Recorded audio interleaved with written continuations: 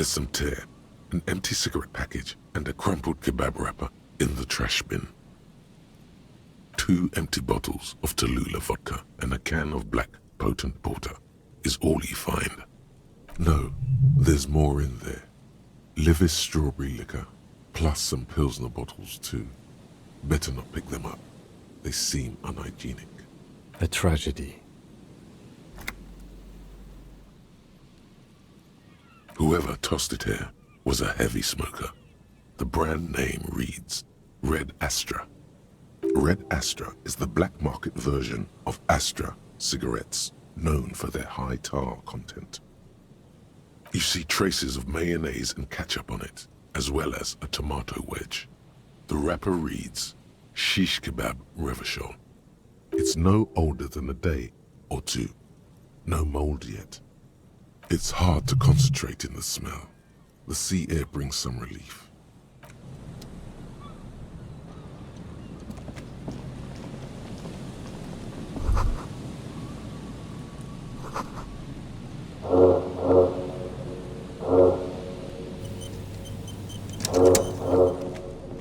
A man lies on the boardwalk, his limbs bent and neck turned at an unnatural angle.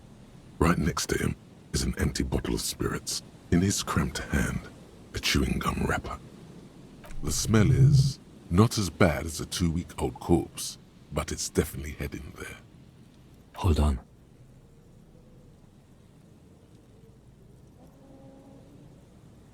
Lividity is faintly pronounced. Whoever this is has been dead for 2 days. No longer. We need to investigate. Another dead body. This is your job. Steel yourself. Calm now. Carefully. Just another day. Just another dead body. Breathe. He's wearing mud-caked boots, beige trousers, and an old brown leather jacket with a bright blue lining. There are traces of kebab sauce on his chest. The leather jacket suits him well. It must be custom-made. You find some sunflower seeds and a rain-soaked library card folded into 2. His jacket feels sodden and heavy under your hand. Good. We should take a look at that library card after this is done. The man has fallen through a crack in the boardwalk and hit his head against the metal bench. Coagulated blood covers his black hair. One of his feet is still dangling through the hole. You have to be quite inebriated to fall that bad. Well over a liter of pure ethanol. 3 bottles of wine or 1.5 of spirits. Or maybe it was just dark. His expression is dull, like the sea behind him. Drops of water shining on his mustache. His eyes, empty and wide, look frightening in their frozen gaze. Height, 170 to 175 centimeters. Curly hair, stout build. Age approximately 50 to 60 years. There's some dried blood on the metal bench, right where the corpse's head rests. The floorboards are rotten and slippery wet around the hole. An empty bottle lies nearby. A chewing gum wrapper is clutched in his fist. A dried chunk of blood covers the hair at the back of his head. An open wound. It's sticky and cold to your touch. I don't see any other major wounds, do you? Seems like the head wound was fatal. It's exactly the shape of the bench. They screech under your feet ominously. It's hard to say whether the dead man's weight was the cause of the boardwalk to break. It definitely looks fragile. You see waves churning below. Something cracks beneath your feet. He could have easily disappeared into the sea through that hole, and you would have never found him. A .75 liter Tallulah vodka with its cap missing. There's hardly anything left inside. It's mid-market spirits with a slight touch of menthol. The man meant to enjoy himself, have a good time. Tear all around us. I'd prefer if you didn't collect them this time. It's not proper. True. It feels disrespectful. Grabowski spearmint chewing gum.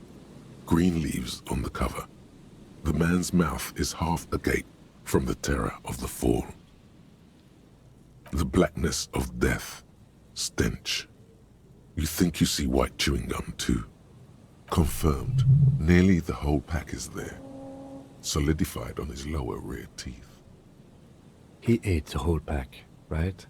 It's to cover the smell of alcohol before going home. The worst thing is, I've seen it before. Almost the same scenario, even the chewing gum. It's always the same. The entire boardwalk creaks in the wind as you take a step back.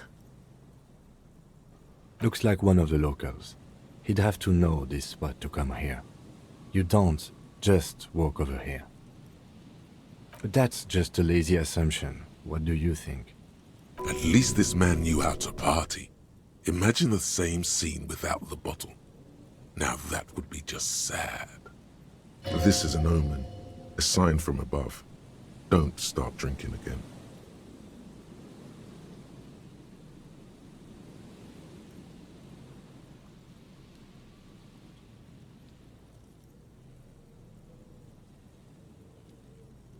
We do know that he was married.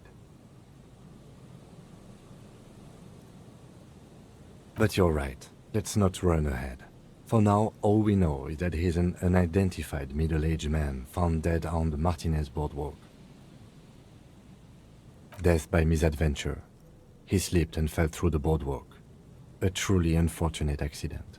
If it wouldn't have been for that bench, he'd be alive.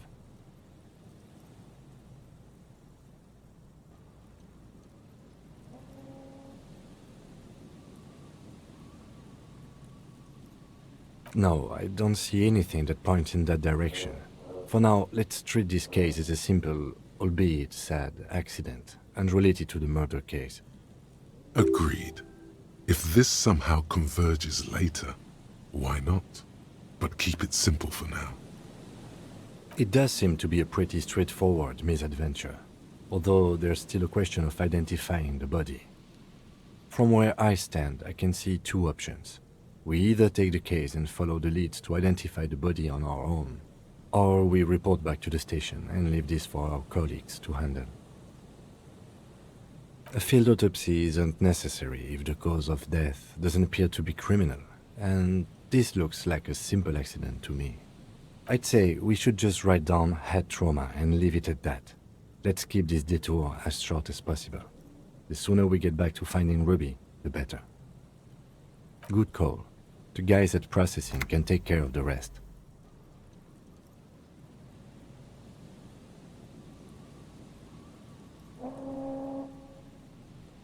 Alright, we should first examine the library card you found. Then we can call the station from my kinema. Let them know we are taking the case.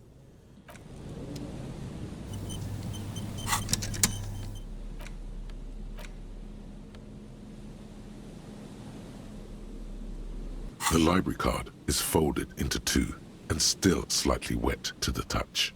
The front side reads, Central Jamrock Public Library Card, issued to Billy Mejean, expires July 53.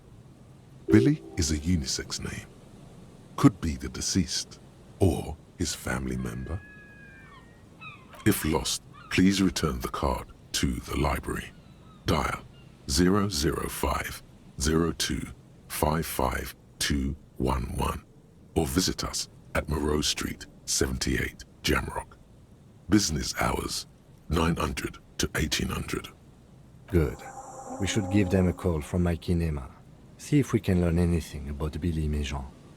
Whoever owns this card is an avid reader.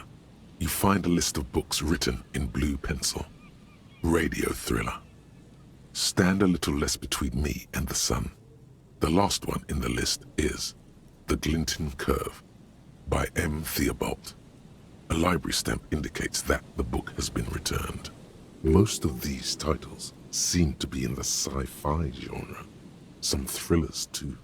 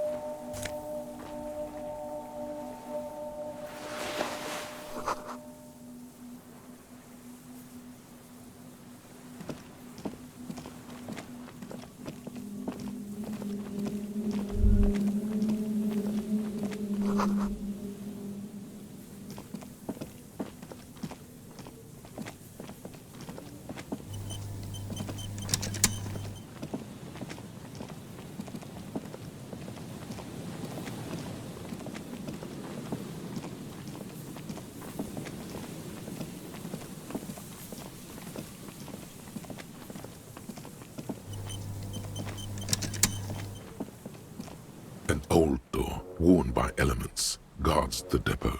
The wind has blown a sand dune in front of it. The door hasn't been opened in a long while. You see a handle. It's military, a service depot of some sort. Probably something that is no longer there.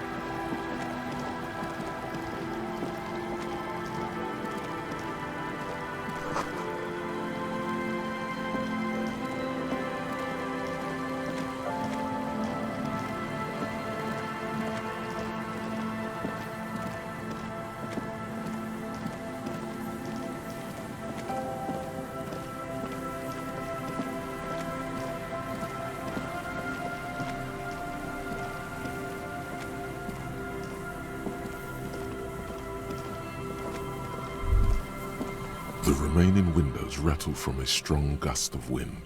They're covered in a thick layer of grime. They must have been like this for 40 years. Dripping water falls from a high place.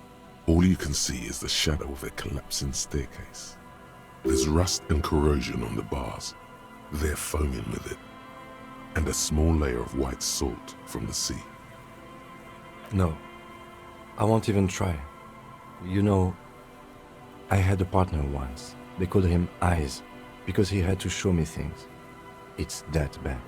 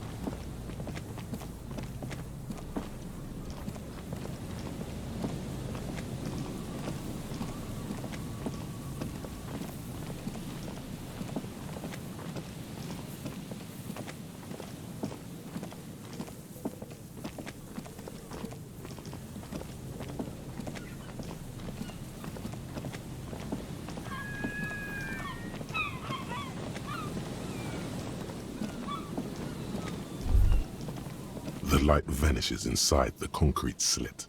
The structure goes deep under the earth. Maybe it's just a storm drain for the sewer. No idea. Could be connected to one of the buildings around here. We might find her down somewhere. There's an old storm drain system beneath Martinez that's mostly collapsed. Revachel's sewage system has been built and rebuilt 4 or 5 times now. In conclusion, she could be under any building. I hope not. There's no echo and no answer.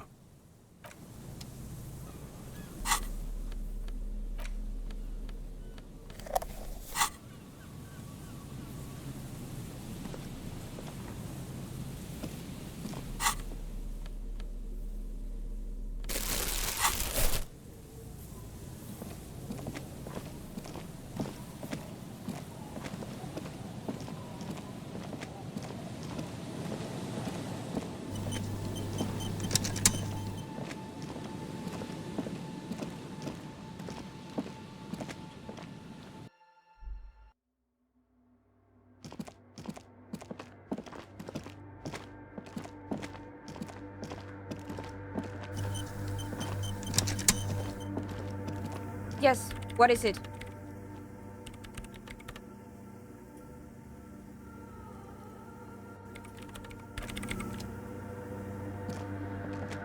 The mother of humanism stands up.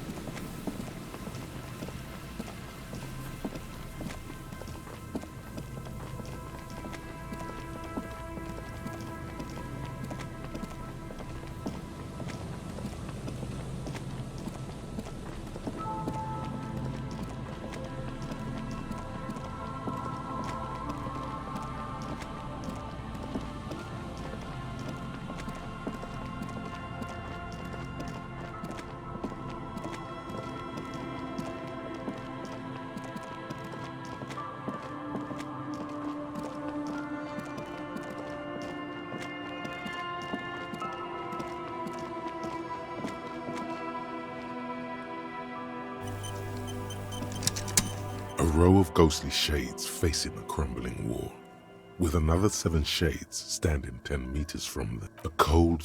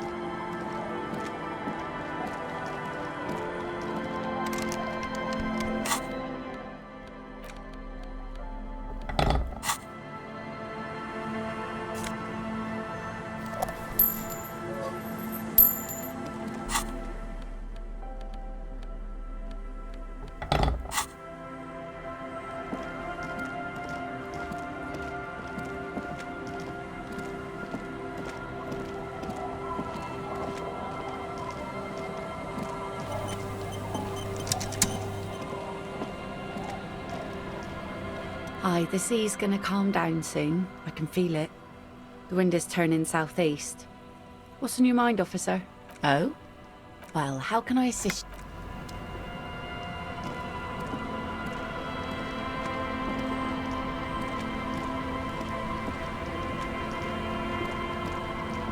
You're back? Good. What can I help you with?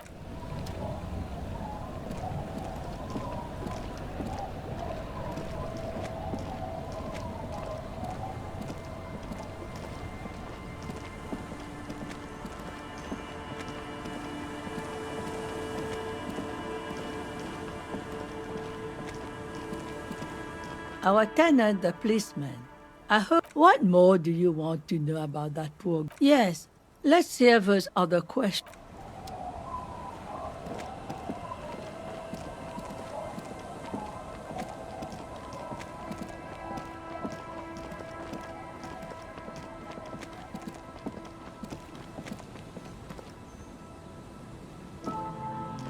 Yes?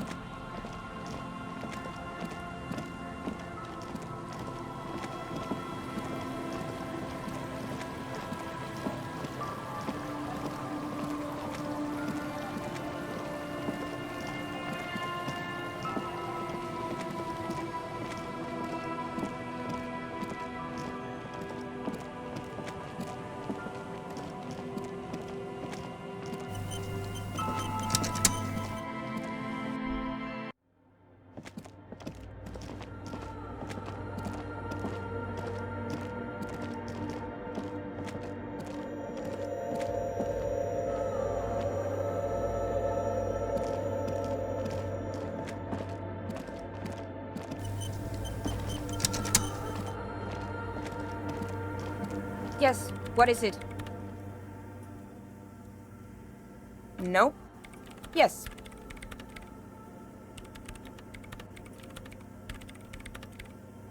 No, you're right.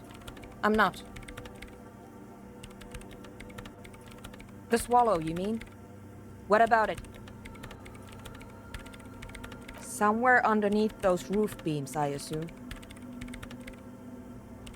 Only a faint crisscross of rafters can be made out from the dark, most of the tower disappearing into the shade. Strange things may flourish in the dark. There's this place at the back of the church, a place where all audible vibrations seem to decease.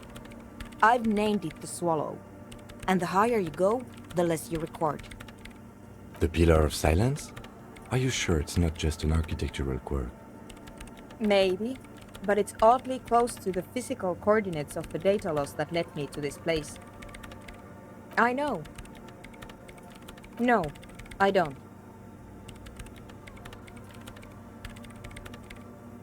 Because it's just trial and error, and I don't have a... Great, thanks. You arrested them? Didn't think the cops in this place had it in them. What? She has not seen her son.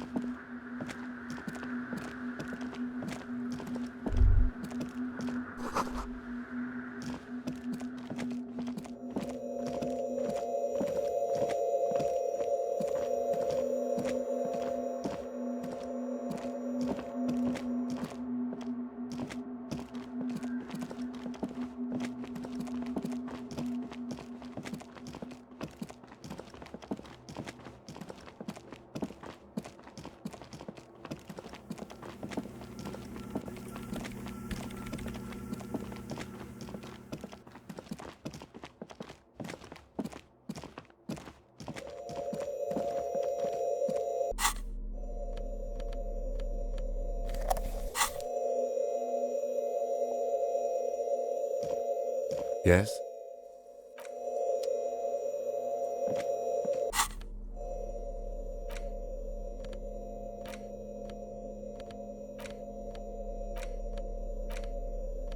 The porter reel is just... You press the large button marked Commencer, and the tape starts. Then the organ telling you a click. Nothing to do with... Immediately, the boombox.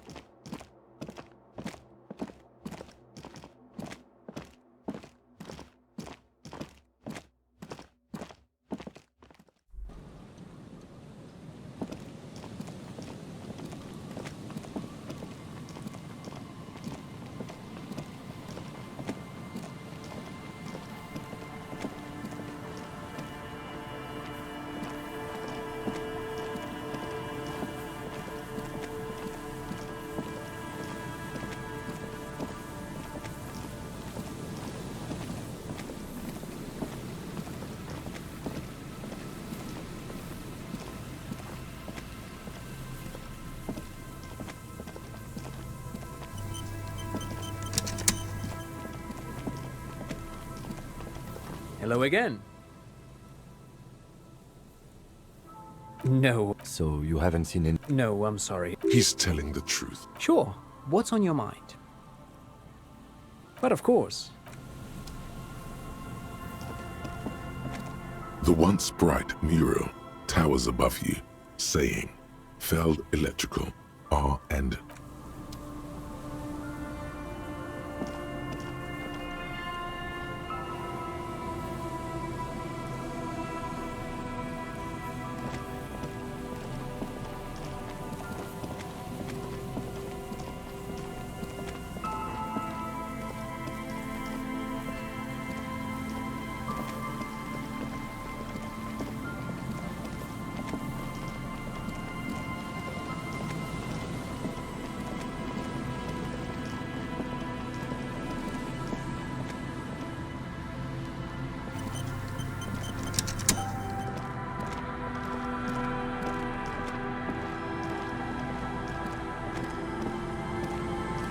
Hello.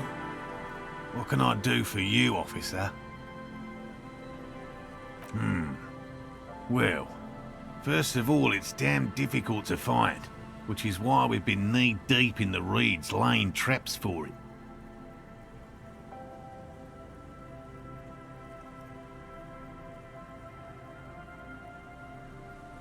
Good question.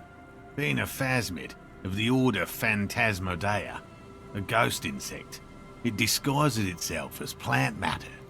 In this case, the reeds. Awful lot of reeds around, aren't there? And I suspect it may have also developed other specialised techniques to protect itself from predators, or scientists in our present case. It's my hypothesis that it has evolved certain electrochemical defences that allow it to interfere with animal perception, impeding pattern recognition, confusing the visual cortex. But I cannot describe how these defences work, much less how they evolved, without studying a live specimen. Yes, it makes perfect sense. You're beginning to suspect there's something paranatural about this phasmid. A ghost insect, he said? These people are looking for a ghost. No, that is precisely what we're not. We are zoological specialists, looking for an extant species of phasmid. I'm expecting it to be quite giant. One known species of phasmid, called the Megaphasmodea zoensis, is about the size of a grown man's forearm. So, very little, I'm sorry to say. No one's ever captured a specimen, so all our information is based on first and third-hand accounts. Not yet. That's what makes it a cryptid. Just out of curiosity, if there's no proof of its existence, how do you know it's real? I know it's real. It's clear that his obsession with the phasmid is driven by something more than the pure pursuit of scientific advancement. By which I mean, I've heard enough first-hand accounts to believe quite firmly that the Insulindian phasmid is more than mere superstition. Yes, the most recent sighting was by a couple of teenagers along the coast here. That's what brought us to Martinez specifically. It's the first credible sighting in several decades. Admittedly, it's an unusual location for this species, but with all the sewage runoff upstream, it probably doesn't matter much anymore. I have to resist the thought such an extraordinary creature is doubtlessly highly resilient. After all, it's generally thought to be capable of parthenogenesis. He means asexual reproduction. The females of the species don't need to mate to produce viable eggs. This makes it easier for a species with a small population to survive. Yes, the Insulindian phasmid is a very clever insect. That's why it's so damn difficult to catch. But as a scientist, I'll try my best to remain dispassionate. Well, they may not look impressive, but Lena designed them quite cleverly, so I'm sure they'll do the trick. Yes. Simple. Attracted by the locusts, the phasmid crawls down the funnel and, having eaten its fill, can't get back out. At least, that's the intention. The net isn't a perfect solution, but we didn't want to use anything that might damage the specimen's delicate exoskeleton. Locusts. Nearly all known phasmids are herbivores, of course, but we've hypothesized that the Insulindian phasmid might occasionally prey on other insects. Inside the traps, a number of locusts crawl and tumble over one another in a tiny, chittering swarm. A meat-eating stick insect? Does it pretend to be the reeds as part of its ambush behavior? This seems unlikely. Thank you for your opinion. We have also included plant material in the traps to satiate your skepticism. They'll work, I assure you. The predatory hypothesis, using locusts as bait, accounts for the failure of previous efforts by other teams, which use plants. We have given this some thought. The traps do seem to be deftly and thoughtfully constructed. It's clear that Crypto's... Yes. What?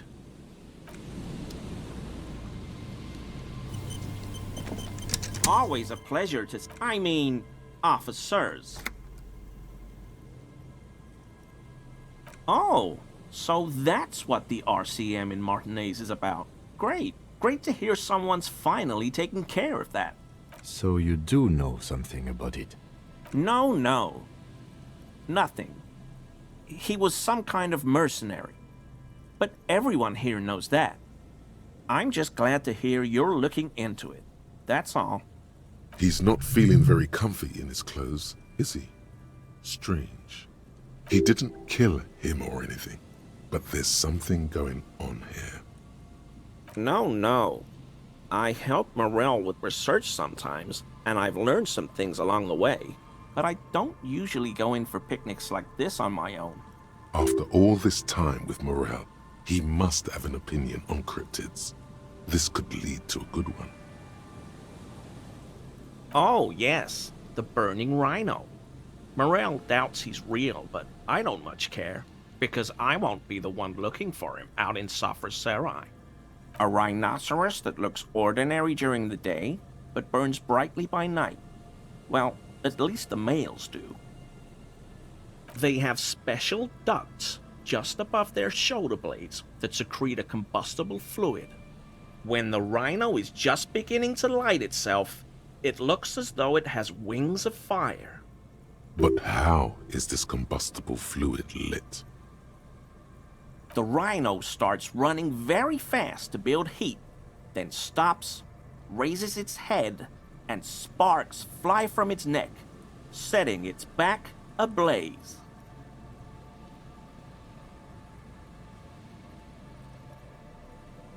Yeah, well, Revacol used to be a flaming rhino once, a long time ago. That seems unlikely too, doesn't it? Super solid argument, Gary. Can't argue with that. The flames are not just for decoration. They are an integral part of the beast's mating behavior. During the burning rhino's mating season, herds of male rhinos, all aflame, encircle herds of female rhinos, forming a fiery ring as they begin to copulate loudly. Local peasants call it the passion ring. They fear the rhinos, as perhaps they should. Anyway. The lieutenant sighs without looking up from his notes. It's clear the burning rhino is dear to him on many levels. Some even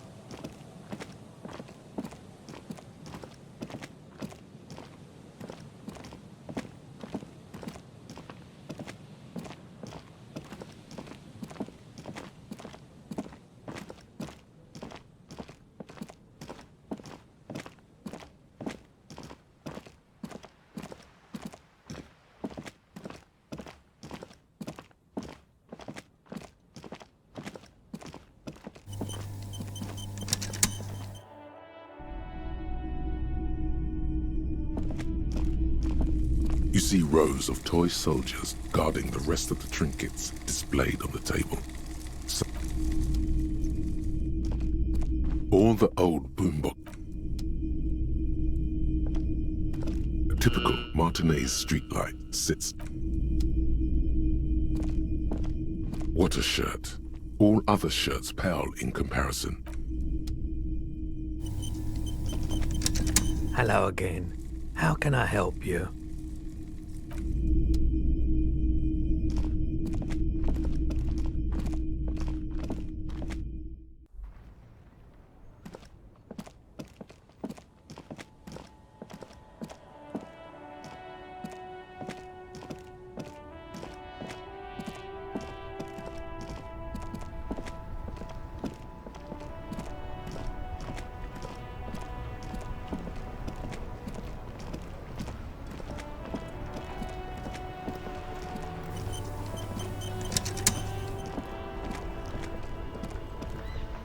Inside, you see a set of steering levers, a radio microphone.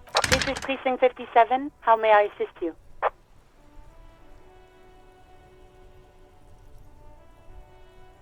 One moment. Can you please describe the body? Age, sex, cause of death? We suspect he might have been inebriated when he fell. There were bottles all around him, and traces of vomit on his shirt. Any signs of violence? No field autopsy necessary. You can hear her quickly typing in the background. What about his belongings? Did you examine his clothes? Any information on the library card? Good. You have a lead. Do you and Lieutenant Kitsuragi want to take the case, or should I assign it to someone else? I have assigned the case to Lieutenant Kim Kitsuragi. Please follow up on this library lead to identify the man. We'll send someone to take the body to the morgue. That's all for now. Thank you for reporting in. Is there anything else I can do for you? Hold on, officer.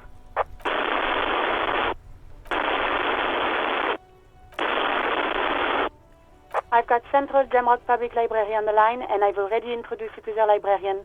Connecting the call in 2, 1. Yes, this is Central Jamrock Public Library here. How can I help you, officer? Billy Majon, you said. Give me a moment, I'll have to check our database.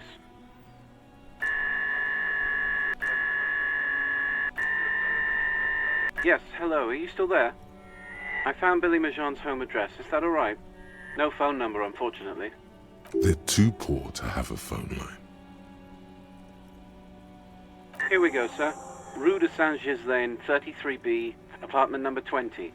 It's in Martinez, I believe. Cape Side Apartments, it says. That's all. That's where the smoker on the balcony lives, isn't it?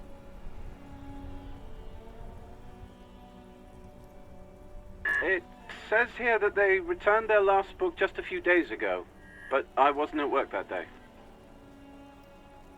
Marie? Marie? Do you remember a reader named Billy Majon? They returned a Tybalt book the other day. Maurice, what? A woman yells. Then, yes, okay. If it was the police, she's... Yes, it was my colleague Marie. She said that it was Billy's husband who returned the book. He also asked for this new sci-fi release, Lowe's Radio City 87, but we don't have it yet. Good. You have a name now.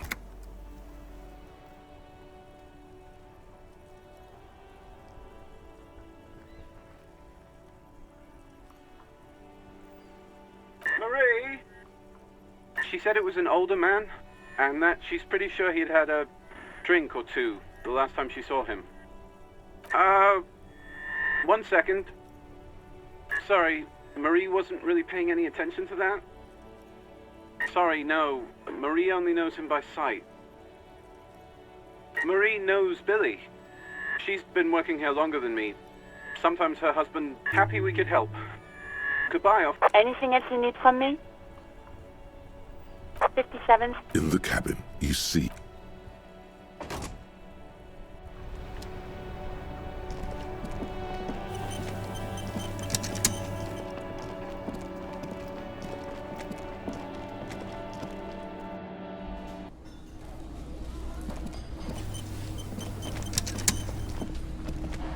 Hi again, gendarme.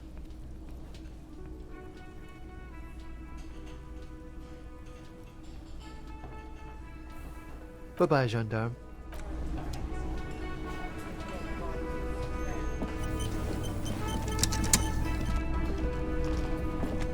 Again? He might be wearing a disguise.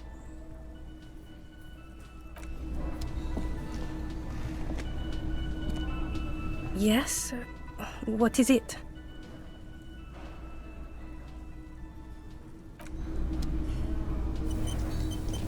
Oh, hello, dear. There you are again. Goodness. How is he? Did he say why he hasn't returned? He's fine, ma'am. As we had suspected, he couldn't get back earlier because the water lock on the canal was broken. Now he's just finishing up somewhere. Oh, yes. That's my Morell. He's bound to catch a cold staying out there for so long. But I am so relieved to hear that he's okay. Thank you for putting an old woman's heart at ease, if even a little. You haven't, however. There are dangers out there. Our aging body's foul. Her heart won't rest until Morell is safely back with her.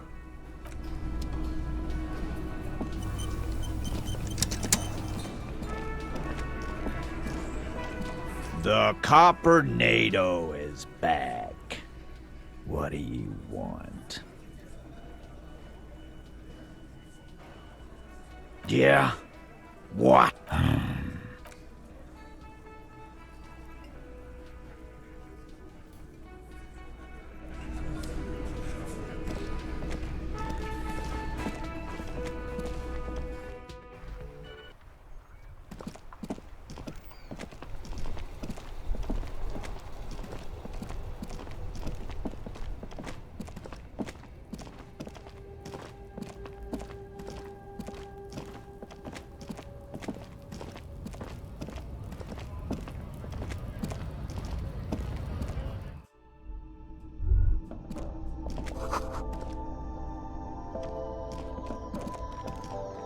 The tear machine stands in the corner. Your bottles clunk into the machine.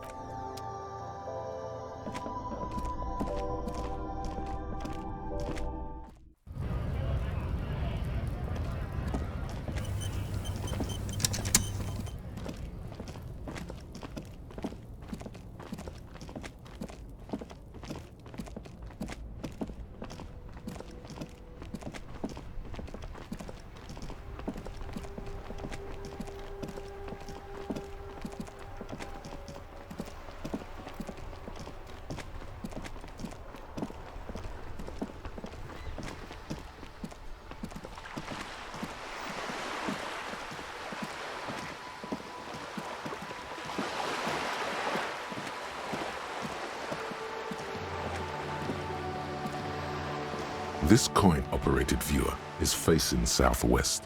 Its coin slot is full of fossilized bubblegum, rendering them. A thick layer of graffito covers the lenses. You spell out the word Onuk, written that's Kuno on the lens. Under the graffito, a sea of blues and greys appear. Behind the water lies a coast, studded with You know this to be the star of Periconesus, or the Cairo, the central symbol of the Periconesian church. The church looks old and weather-worn. Around the large wooden building you see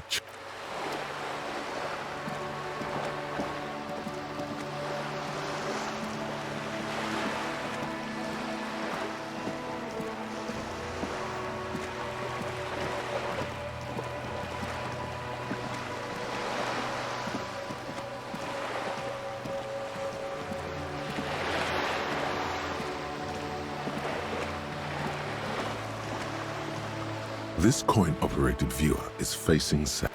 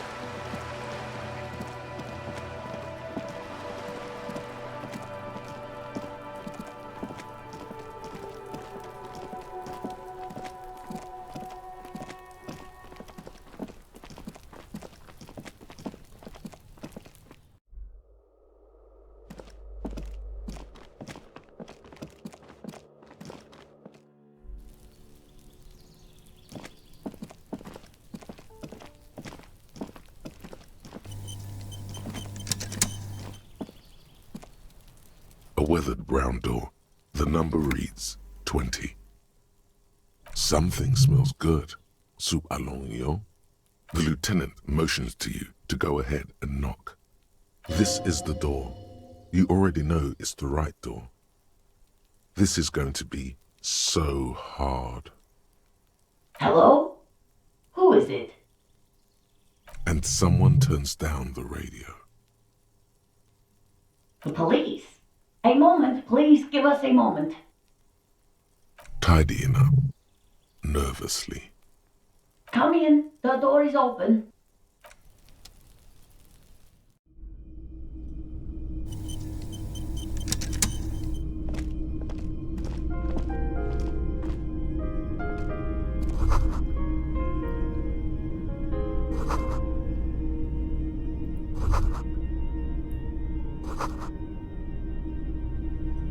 it's you from the bookstand.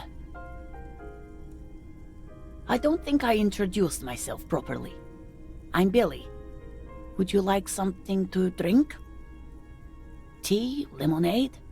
We're out of coffee. The lieutenant has taken off his foggy glasses and is busy cleaning them in his handkerchief for now. You're on your own here. Is this about Victor, my husband? Is he in some kind of trouble again? I can come pick him up in the station if that's what. No, this is something much worse. Is he in a hospital? How bad is it? How about some small talk before you break the news?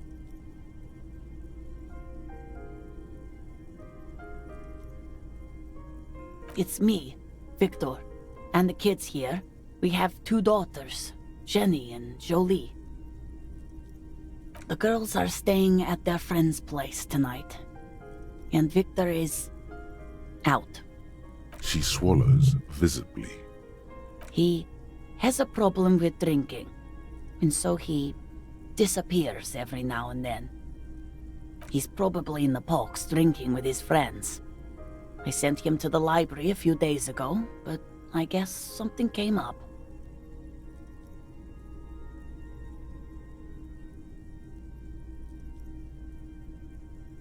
His old leather jacket. It's just your average brown leather jacket, but he bought it as a teenager, so... Yes, the lining is hand-sewn, it's blue. I tried to make the thing more weatherproof since he's running around with it in the middle of winter.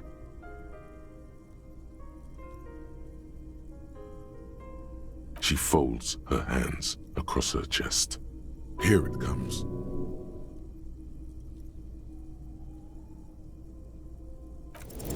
I don't want to. I don't want to do this.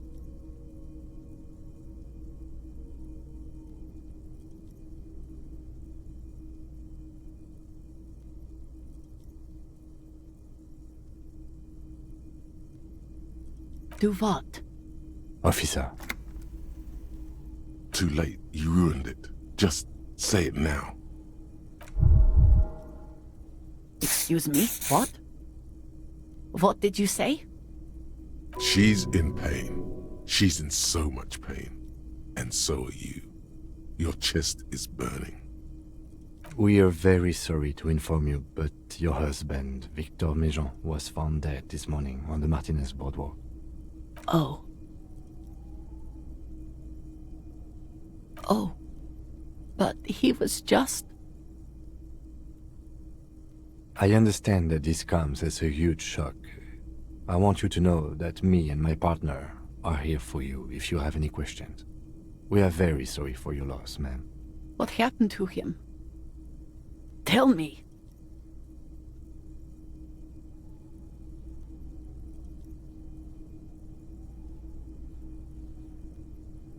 And you just found him there? Lying in the cold? How long had he been there? She doesn't reply. Her eyes well up with tears as she struggles to keep it together. You hear the clock ticking in the children's room. Is there anyone we could call for you? A friend, a family member, someone who could be here for you? No. I just need to tell my girls. It burns like acid. Unreal. God, should I call them? Should I tell them to come home? All right, I'll call them. Just tell me, what do I need to do next? Where is he? Can I see him?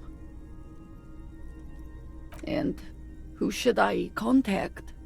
He was taken to the city morgue. The local coroner will be contacting you shortly to arrange the funeral. Here's his number, in case you want to contact him earlier. Is there anything else that the RCM could do for you? No, I'll call you if something comes up. I'm still a bit...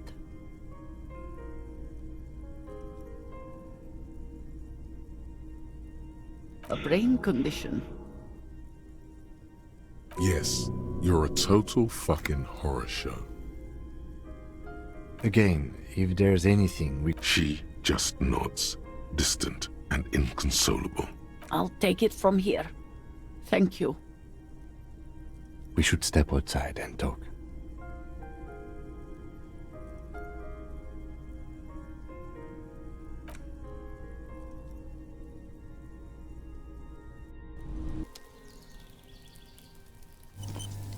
So, the death notification. Well? No, it didn't. It's all right. Don't worry about it. I'll call the station when we're finished with the day and let them know the name of the deceased. There's not much we can do for them anymore, I'm afraid. And, officer, I've seen worse. This wasn't the worst I've seen, okay? Now let's go. I really have, he thinks. She was strong. She made it easy for us.